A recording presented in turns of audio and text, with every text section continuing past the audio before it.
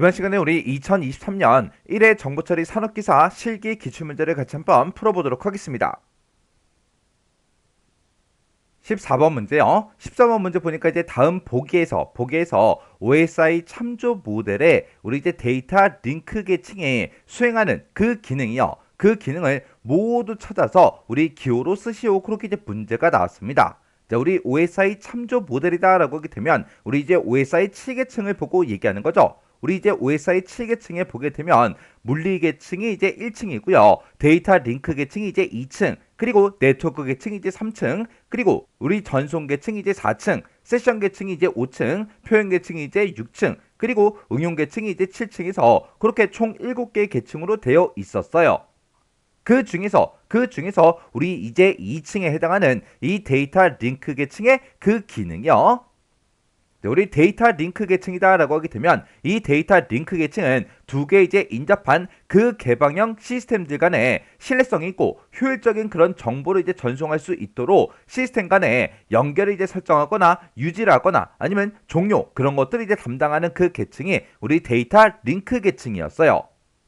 그때 이 데이터 링크 계층에서 송신 측하고 수신 측의 속도 차이가 날 수밖에 없기 때문에 그 속도 차이를 해결하기 위해서 우리 이제 흐름 제어 그 기능을 이제 제공해 주고요. 그리고 프레임에 우리 이제 시작이다, 끝이다. 그걸 이제 구분하기 위해서 프레임에 우리 동기화 기능도 이제 제공을 이제 해 줍니다.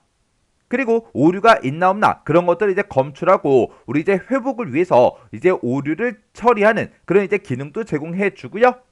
그리고 프레임의 이제 순서적 전송을 위해서 우리 이제 순서 제어도 이제 해줘요.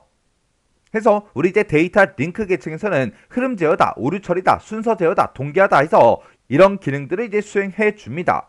해서 우리가 정답을 쓸 때 기호로 이제 써라 그렇게 나왔으니까 기억이다, 우리 디귿이다, 미음이다, 시옷이다 해서 이렇게 이제 4개를 우리가 전부 다 이제 써주면 되겠죠. 지금 요 14번 문제가 우리 OSI 7계층이 대해서 아는데 요 OSI 7계층 요거 이제 정리 좀 하고 지나가자고요. 자, OSI 참조 모델이요. 이 OSI 참조 모델이라는 거는 얘만 거꾸로 읽으면 돼요. ISO라는 그 국제 표준화 기구에서 제안해 놓은 통신 규약을 보고 우리는 OSI 참조 모델, OSI 7계층 그렇게 이제 불러요. 이 OSI 7계층이라는 건 말 그대로 1층부터 7층까지 그렇게 이제 계층이 나눠져 있는데 그 중에서 1, 2, 3층을 보고 우리는 하위 계층이라고 하는 거고 4, 5, 6, 7층을 보고 우리는 상위 계층이라고 합니다. 그래서 하위 계층에는 지금처럼 물리 계층, 데이터 링크 계층, 네트워크 계층하고 이렇게 세 개의 계층으로 나눠지고 상위 계층은 전송 계층, 세션 계층, 표현 계층, 응용 계층하고 이렇게 이제 네 개의 계층으로 구성이 돼 있어요. 상위 계층, 하위 계층 여러분들이 구분할 수 있어야 돼요. 그리고 1층부터 7층까지 물리 계층이 1층이고요. 응용 계층이 7층이에요. 1층부터 7층까지 그 순서 여러분들이 정확하게 기억하고 계셔야 됩니다. 그때 이제 앞글자만 따서 물, 대, 내, 전, 세, 표, 응 하고 그렇게 이제 앞글자만 따서 그렇게 기억하세요. 그래서 물리 계층은 1층, 응용 계층은 7층. 자, 요 OSI 참조 모델 같은 경우에는 여러분들이 필기 공부할 때도 전부 다 숙지했던 그런 내용들일 거예요. 자, 그럼 각 계층 어떤 특징들이 있는지 그런 것 좀 간단하게 살펴보고 지나가도록 하겠습니다. 자, 우리 물리계층이요. 물리계층이 이제 1층이죠. 이 1층에서는 두 장치 간에 실제로 접속되고 절단되는 그런 기계적, 전기적, 기능적, 절차적 이런 특성들에 대한 그런 규칙을 정의해 놓은 걸 보고 우리가 물리계층이라고 합니다. 여기서 이제 주로 정의하는 게 물리적으로 이제 전송 매체, 어떤 전송 매체를 이용할 거냐, 전송 신호 방식은 어떤 걸로 할 거냐, 그런 것들을 이제 정해 놓은 그런 계층이고요. 여기에 보게 되면 이제 RS232C라는 것도 있고, X21도 있고, 이런 표준들이 이제 물리 계층 거예요. 이 물리 계층에서 사용되는 그런 관련된 장비가 리피터하고 허브하고 이런 장비들이 있습니다. 이런 관련 장비, 네트워크 관련 장비는 다음 섹션에서 좀 더 자세히 살펴보도록 할게요. 그래서 물리계층에서 이제 어떤 것들을 정의하고 있는지, 어떤 표준이 있는지 그 정도 기억하고 지나가시면 돼요. 그 다음에 이제 2층이요. 데이터 링크 계층이요. 자, 얘는 링크예요, 링크. 해서 얘는 두 개 인접한 개방형 시스템 간에 신뢰성이 있고 효율적인 그런 정보 전송을 할 수 있도록 시스템 간의 연결을 설정해주고 유지해주고 종료를 담당해주는 거예요.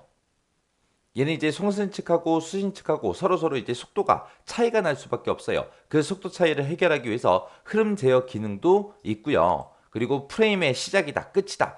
그런 것들을 이제 구분하기 위해서 프레임의 이제 동기화 기능도 해주고요. 그리고 오류 검출, 회복 이런 것들을 위해서 이제 오류 제어 기능 같은 것도 해줍니다. 그리고 이제 프레임 같은 것들을 이제 순서대로 이제 전송을 하기 위해서 순서 제어 기능도 있어요. 이 데이터 링크 계층에서 많은 일들을 해요. HDLC가 됐든 LAPB가 됐든 LAC가 됐든 MAC가 됐든 LAPD가 됐든 PPP가 됐든 이런 여러 가지 표준들이 있습니다. 이 데이터 링크 계층에서 관련된 장비가 우리 랜카드, 브릿지, 스위치 이런 것들이 있어요. 그래서 데이터 링크 계층은 뭐다? 두 개 인접한 개방형 시스템 간에 신뢰성 있고 효율적인 그런 정보 전송을 할 수 있도록 시스템 간에 연결을 설정해주고 유지해주고 종료를 담당해주더라.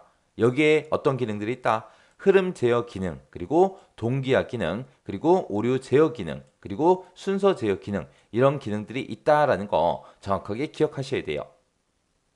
그 다음에 이제 3층이요. 네트워크 계층.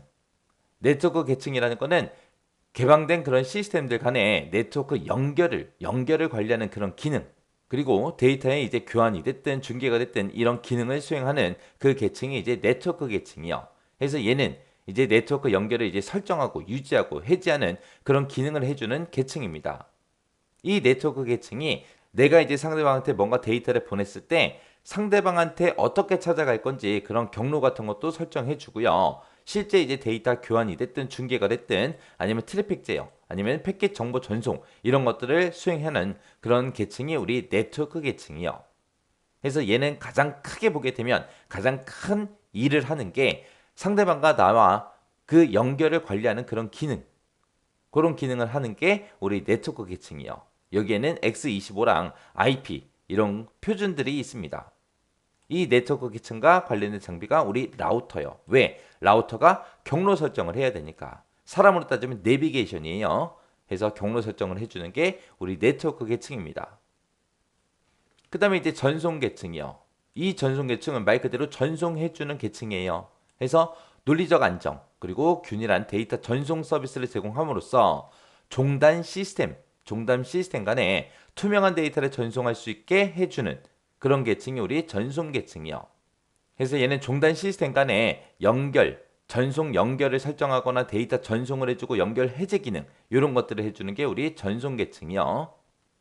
그래서 여기서 이제 주소 설정도 해주고요. 다중화도 해주고 이제 오류 제어도 해주고 흐름 제어도 수행하는 그런 계층입니다. 여기에 보게 되면 이제 TCP라는 게 있고 UDP라는 게 있고 이런 표준들이 있어요. 여기서 이제 TCP, UDP 하고 두 가지가 나오는데 이 TCP라는 거는 우리 사람들이 이제 서로서로 편지 주고 받잖아요. 편지로 따지게 되면 이 TCP가 등기로 우리가 편지를 보내는 거고 UDP는 그냥 일반 우편이요. 일반 우편. 일반 우편은 뭐 그렇게 중요한 내용이 아니기 때문에 뭐 그냥 잊어버리면 끝이에요. 근데 TCP 같은 경우는 이제 등기 우편이라고요. 얘는 꼭 상대방한테 꼭 전달이 되냐 안 되냐 그런 것까지 이제 확인할 수 있는 게 우리 TCP요. 해서 신뢰성이 있냐 없냐 그거 따지는 거예요. 신뢰성 있는 전달할 때 TCP, 그렇지 않을 때 UDP요. 그때 이제 관련된 장비가 게이트웨이가 있습니다. 그 다음에 이제 세션 계층이요. 세션 계층이라는 거는 송수지 간의 관련성을 유지해주고요. 대화 제어를 담당하고 있는 그 계층이 세션 계층이요. 그래서 여기서 이제 대화를 구성하고 동기 제어도 해주고요. 그리고 데이터 교환 관리 기능을 수행해주는 계층이 우리 세션 계층입니다. 여기서 이제 동기점은 오류가 있는 그 데이터가 있을 때 그거를 이제 회복을 위해서 사용하는 걸 보고 우리가 동기점이라고 하는데 이 동기점에는 종류가 두 가지가 있습니다. 소동기점이라는 게 있고 대동기점이라는 게 있고 이렇게 두 가지가 있어요.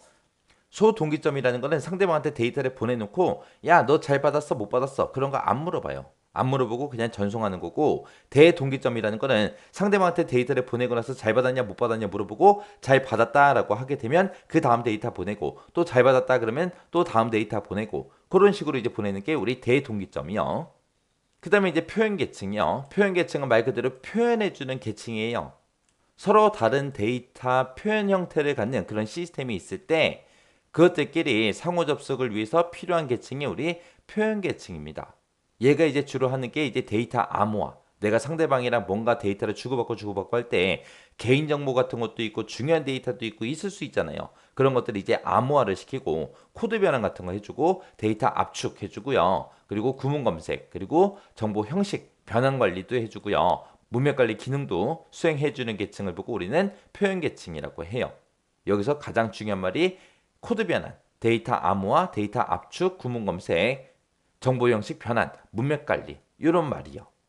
내가 만약에 데이터를 암호화 시켜서 보내게 되면 상대방이 그거를 이제 풀어서 복호화 시켜서 봐야 되겠죠. 그때 이제 내가 암호화 방식을 어떤 걸 사용했는지 상대방한테 알려줘야 상대방이 적절하게 이제 암호화된 거를 이제 복호화를 해서 자기가 이제 데이터를 볼 거 아니에요. 그 다음에 이제 응용 계층이요. 응용 계층이라는 거는 사용자가 OSI 환경에 접근할 수 있도록 그렇게 이제 서비스를 제공해 주는 걸 보고 얘기합니다. 이 응용 계층에서 이제 제공해 주는 서비스가 정보 교환, 그리고 전자사서함, 그리고 파일 전송, 가상 터미널 이런 서비스를 제공해 주는 게 우리 응용 계층이요. 자, 이렇게 이제 OSI 참조 모델에 대해서 살펴봤는데 OSI 참조 모델에 요 7개 계층이 있어요. 이 7개 계층, 상위 계층이 뭔지 하위 계층이 뭔지 여러분들이 정확하게 기억하셔야 되고요.